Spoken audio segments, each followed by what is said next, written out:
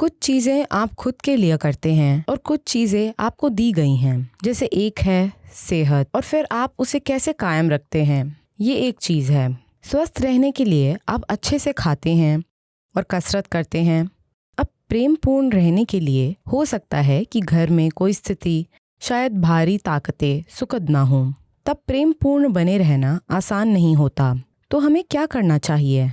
मेरा मतलब है कि हम क्या चीज़ें करें ताकि वैसे बने, या वैसे होने के लिए खुद को ट्रेनिंग कैसे दें। आपका मानना है कि आपको इसका अभ्यास करने की जरूरत है। अभ्यास यानी आप किसी काम को परफेक्ट बनाना चाहती हैं, है ना? हर समय प्रेम में होना। हाँ, वो कोई काम नहीं है। नहीं, एक्टिंग नहीं, बल्कि पर्याप्त स्वीकार नहीं, करने मैं की फिल्मों की भावना। बात मैं फिर से फिल्मों की बात नहीं करना चाहता, ठीक है? पूरे स्वीकार भाव में होना, क्योंकि नहीं, ये स्वीकार करने की बात नहीं है। अभी क्या आप अपने मन को, अपनी विचार प्रक्रिया को सुखद रखना चाहती हैं या दुखद? मुझे बताइए, आप क्या चुनेंगे? आदर्श रूप से सुखद। मुझे बस बताइए, सुखद या दुखद?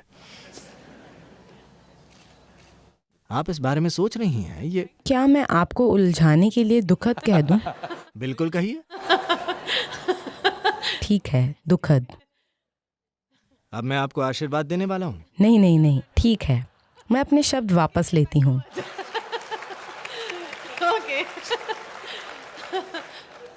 किसी भी इंसान का खुद के लिए चुनाव निश्चित रूप से सुखद होगा, है ना? शरीर, मन, भावना, हर चीज और आसपास का माहौल भी, उन्हें आप सुखद चाहते हैं।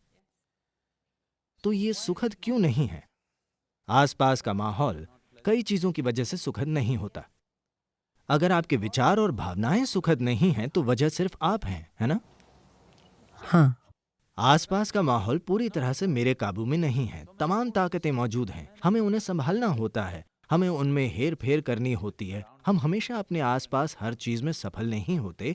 आप जानती हैं, अलग अलग लोगों में बाहरी चीजों को संभालने की क्षमता अलग अलग होती है। हम सब में बाहरी चीजों को संभालने के लिए एक जैसा हुनर नहीं होता, पर अंदर आपकी भावना और आपके विचार, ये आपके हिसाब से क्यों नहीं चल रहे हैं? ये ऐसी चीज है जिस पर हमें गौर करना होगा, इस पर ध्यान देना होगा। हर इंसान को इस पर ध्यान देना होगा। कम से कम आपके विचार और आपकी भावनाएं आपके मुताबिक चलनी चाहिए। ये कुछ ऐसा है, एक दिन एक महिला सोने गई। नींद में उसने एक सपना देखा। सपने में उसने देखा कि दूर कोने में एक नौजवान आदमी खड़ा है, और फिर वो करीब और करीब और करीब आने लगा। वो इतने पास आ गया कि वो महिला उसकी सांसें महसूस कर पा रही थी। वो सिहर उठी, डर से नहीं। और फिर उसने पूछा, तुम मेरे साथ क्या करोगे? उस आदमी ने कहा, देवी जी, यह आपका सपना है।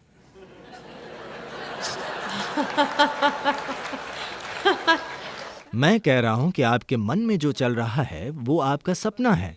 अब जीवन के साथ समस्या है, ये नहीं कि जीवन आपकी मर्जी से नहीं चल रहा है।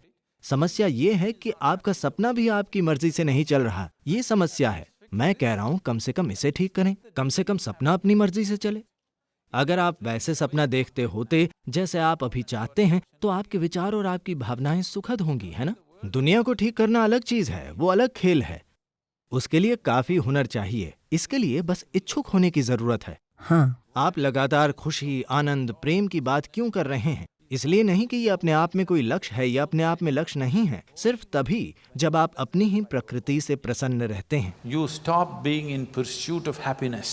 तभी आप खुशी को खोजना बंद करते हैं। आप अपने आप ही खुश हैं। आपको खुशी महसूस करने के लिए कहीं जाना नहीं होता। आपको खुश होने के लिए कुछ करना नहीं होता। बस यहाँ बैठकर ही आप बहुत सुखद महसूस कर रहे हैं। अब आप जीवन को वैसे देखेंगे जैसा वो है, वरना आप एक अंतहीन दौड़ हैं। अपनी खुशी को खोजना जीवन भर चलता रहता है, मौत आने तक आप इसका पीछा करते रहते हैं। इसका क्या मतलब है? इसका मतलब है कि आप एक नाकामयाब इंसान हैं। अगर आप 5 साल की उम्र में खुशी खोज रहे हैं तो मैं समझ सकता हूँ। जब आप 5 के थे तो आप अपनी ही प्रकृति से खुश थे। जब आप 50 के हैं, आप खुशी खोज रहे हैं। ये नाकामयाबी की कहानी है ना?